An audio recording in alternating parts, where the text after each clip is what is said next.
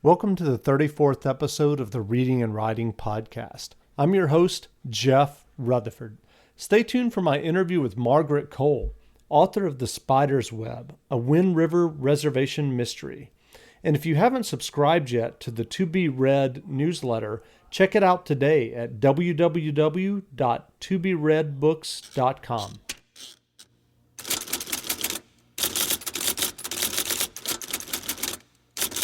Well, this is Jeffrey Deaver, author of, most recently, The Burning Wire, and soon to be author of the next continuation James Bond novel. I spend a lot of time writing, a lot of time researching my books, but when I'm not doing that, I love listening to the Reading and Writing Podcast, which you can hear at readingandwritingpodcast.com. So, welcome back to the Reading and Writing Podcast. My guest today is Margaret Coel, author of the New York Times best-selling Wind River mystery series, mystery novels that feature the Wind River Reservation in Wyoming. The latest book in the series, The Spider's Web, was just published and is in bookstores now. Margaret, welcome to the podcast. Thank you so much for having me, Jeff. Sure. Well, if someone has never read one of your Wind River mystery novels and is not familiar with your characters, Vicky Holden and Father John O'Malley, I'm wondering, can you give them a sense of what the novels are like? And more specifically, can you give the listeners a sense of what to expect with your latest novel, The Spider's Web? Sure. The novels are set, as you said, on the Wind River Reservation, which is in central Wyoming, among the Arapaho people, and they're one of the Plains Indian tribes. So people who enjoy Tony Hillerman's novels, they do pick up my novels. I have a lot of his readers, actually. So anyone who's interested in knowing, what it's like on the reservation today and what the people are like and just the culture and the history of the tribe and all, I work a lot of that into my novels. But my main characters are an Arapaho lawyer, Vicky Holden, and a Jesuit priest who's an outsider to the reservation, a missionary priest. He's actually from Boston because I wanted him not only to be an outsider to the Arapaho culture and history, I really wanted him to be an outsider to the West. So he has, everything to learn. So those are the two main characters, and they, of course, appear in every novel. The Spider's Web is the 15th novel in the series, but I have to tell you, you do not have to have read all other 14 before you pick it up. I try to write each novel to stand alone in a way. I mean, each novel does, of course, take another look at the two main characters and what's going on in their lives and all that. But at the same time, each novel is totally complete in its own self, and the characters, their background and all, are there in each novel. I try to give that background in a different way in each novel, so you won't be lost. So you can pick up the novels at any point. The Spider's Web, I got the idea from thinking about an outsider coming to the reservation, a beautiful blonde white girl coming into the reservation, and then in her wake, everything just collapses. There's murder, there's destruction, there's dissent, there's distrust, and the whole reservation is just set on edge.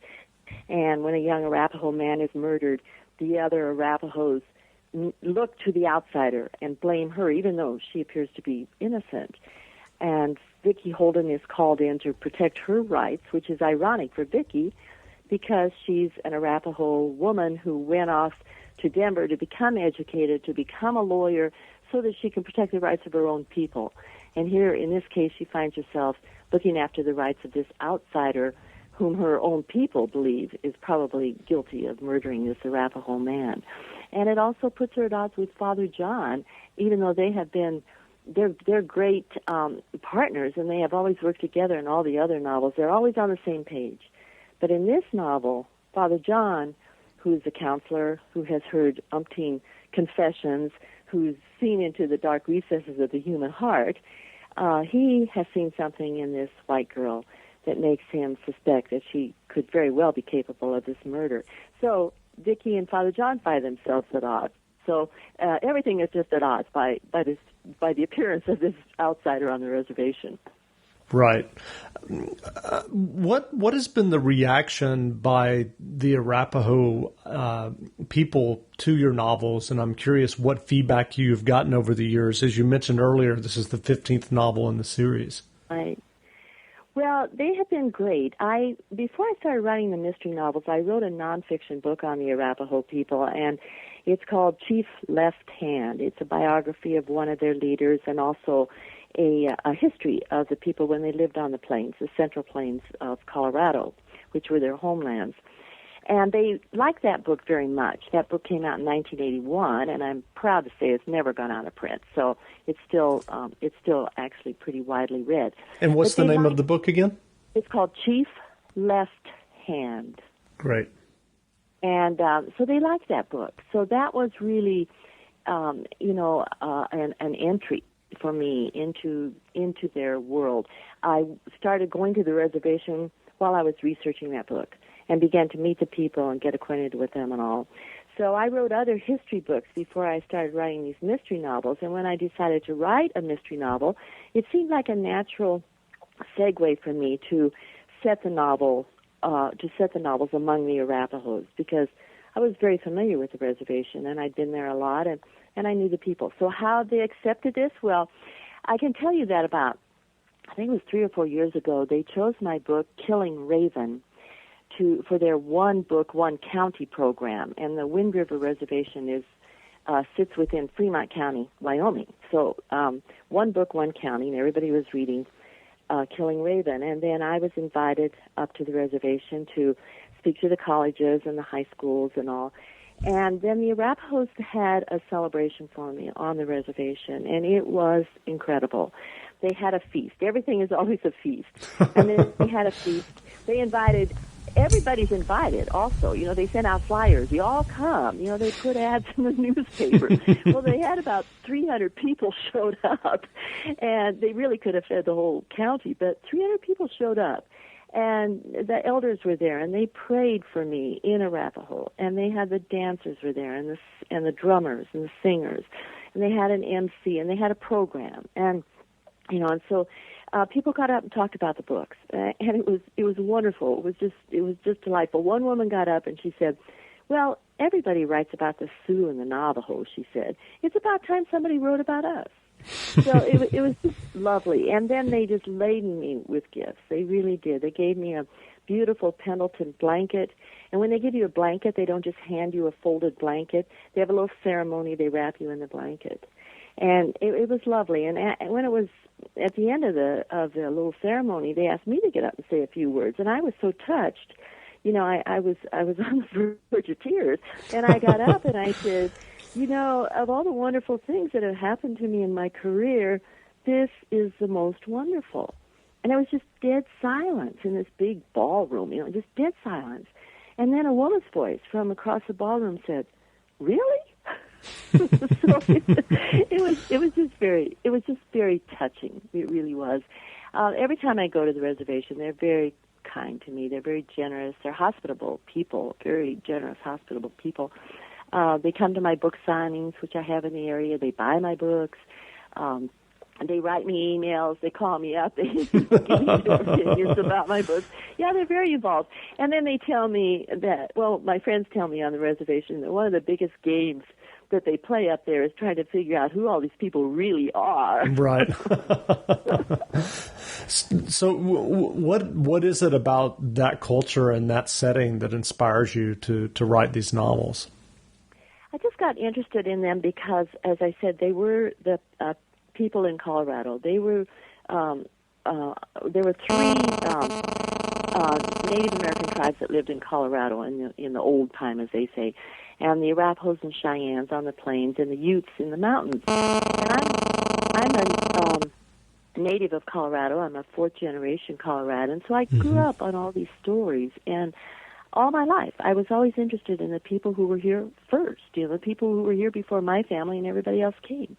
And I read a lot about them, and so that's really how I got interested in them. And I got interested in the Arapaho people especially, and just got very interested in one of their leaders, who was a great man, and that was Chief Left Hand, and I ended up writing a book about him. So people ask me if I'm a Arapaho, and I say everywhere I go I get asked that, and I say no, I'm not. But that presumes that writers only write about what we are, which is not true. What we write about is what interests us. Right. And Arapahoes interested me, and so that's how I got into it. That's great. Well, as we mentioned, the Spider's Web is your 15th novel in the series. Do you ever fear that you'll run out of stories to tell? And what's your process like when you're ready to start a new novel? Are you already thinking about it when you're writing the previous novel, or what's that process like for you?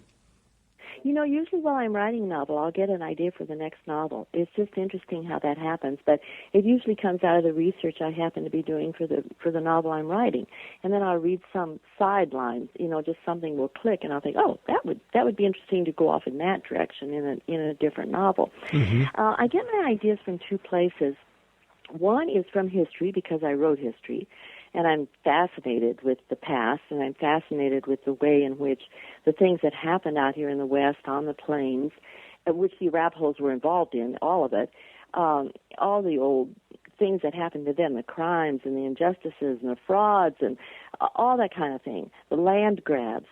I have a way of still percolating into the present and need to be dealt with again, and can even, lead to current crimes. So a lot of my stories are based, the germ of the idea comes out of something that happened in history.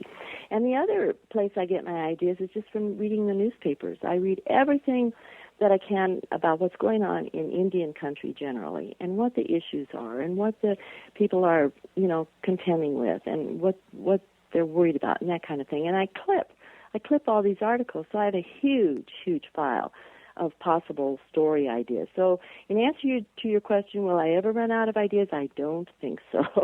Time I will run out of, but not ideas. Well, you mentioned earlier your nonfiction book, Chief Left Hand. Yes. What was the process like for you to move from nonfiction to writing fiction? Was fiction something that you were always interested in, and you ended up writing the nonfiction book, or was it something that came later? What I'm just curious about your, the background of your interest in writing.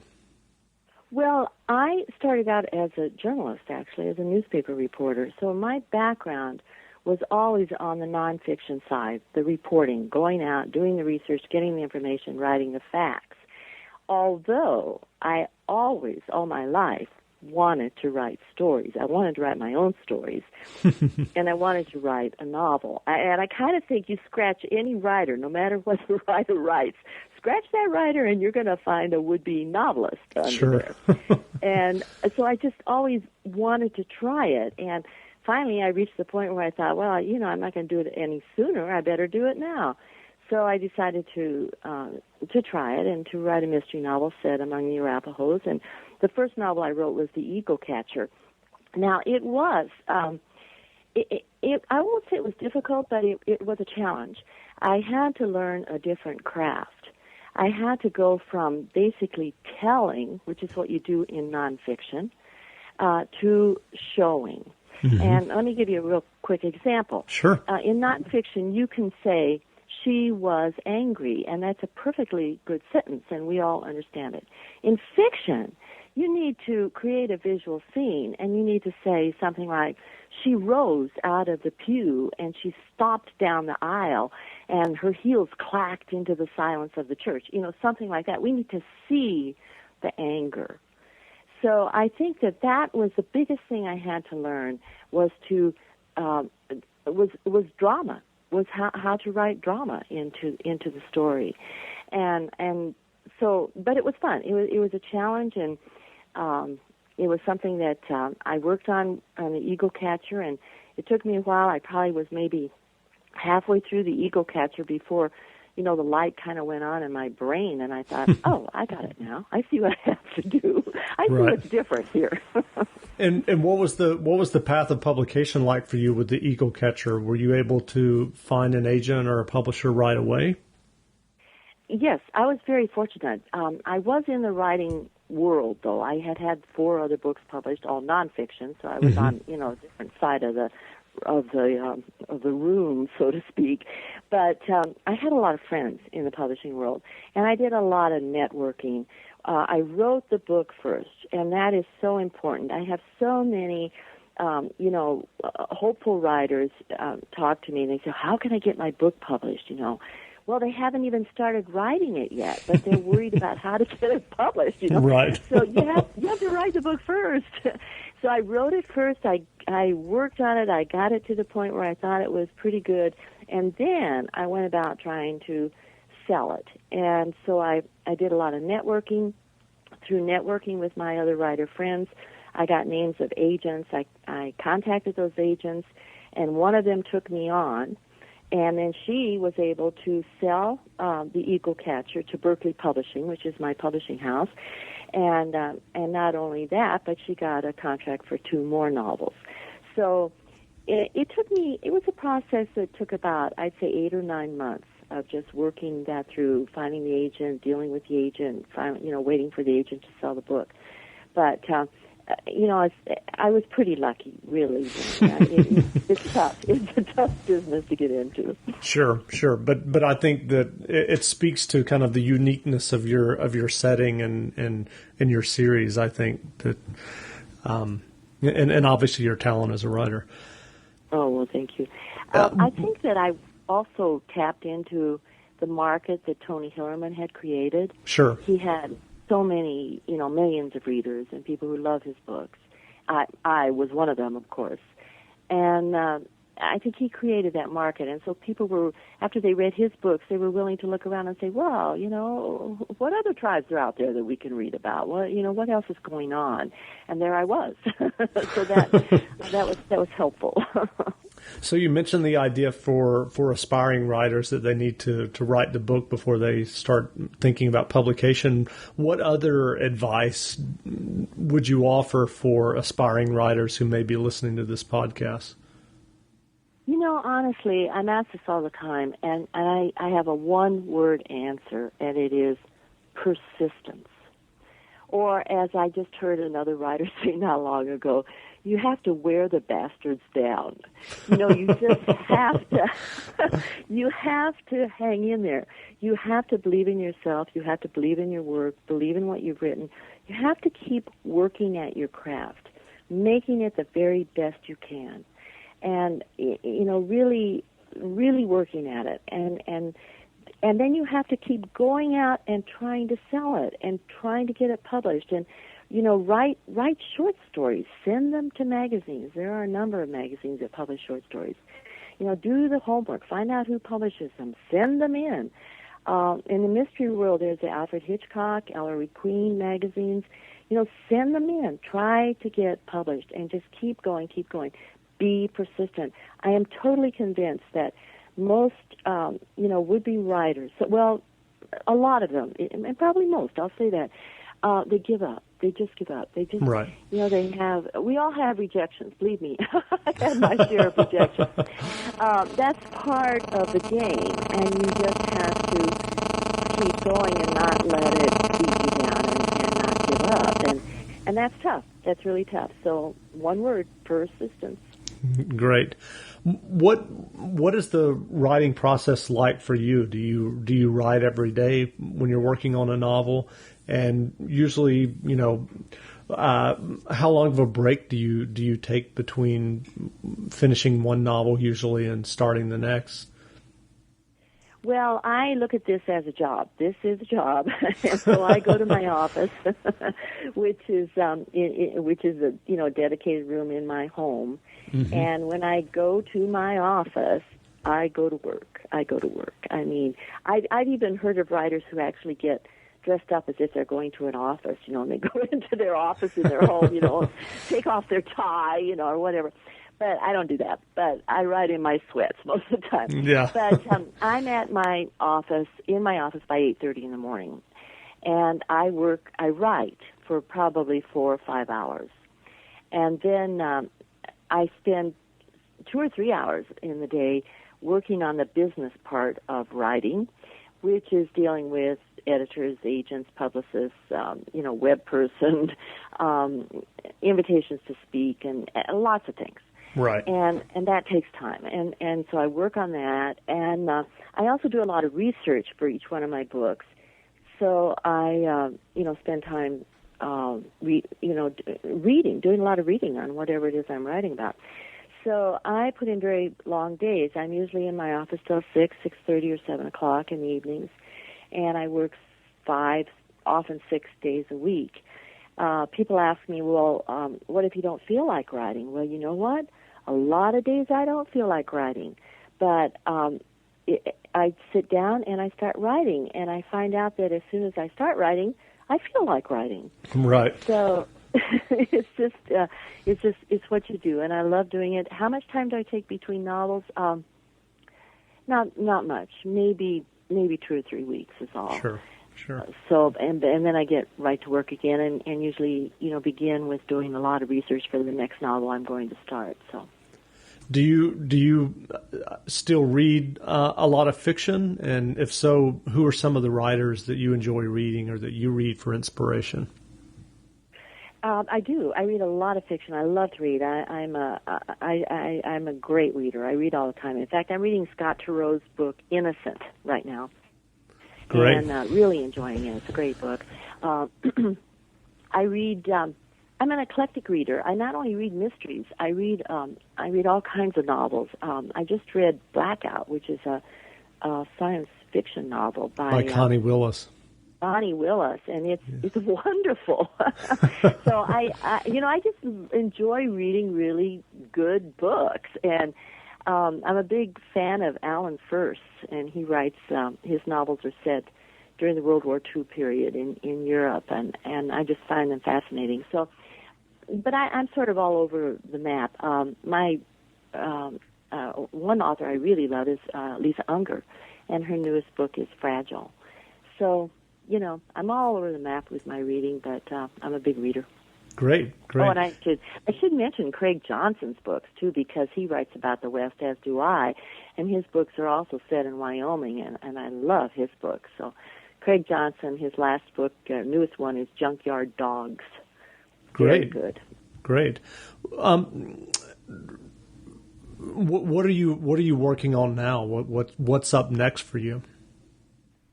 I am just now putting the finishing touches on next year's novel, which will be a sequel to a novel that I wrote 3 years ago. And the novel 3 years ago was called Blood Memory. And it's set in Denver. It features a different cast of characters from my Wind River series. It features Catherine McLeod, who is an investigative reporter in Denver, and a Denver police detective, Nick Bustamante. But it also, Blood Memory also dealt with the Arapahoes and with their history here in Denver and with what happened to them, because the story that Catherine, the reporter, gets on ends up taking her into the past and into the research and all, understanding what had happened in the past so she can understand what's going on in the present. So I'm writing a sequel to that book, and in fact, I'm finishing it, and it's called The Perfect Suspect. So Catherine and Nick will be back and solving another crime in Denver, and that'll be out next year. Great. Well, again, we've been speaking with Margaret Coel, author of the New York Times bestselling Wind River Mystery Series, and her latest novel, The Spider's Web, was just published and is in bookstores now. Thanks for joining us, Margaret.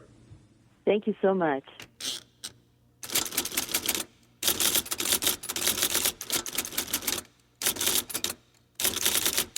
This is Lee Child, and I'm listening to the Reading and Writing Podcast. Thanks for listening to my latest podcast.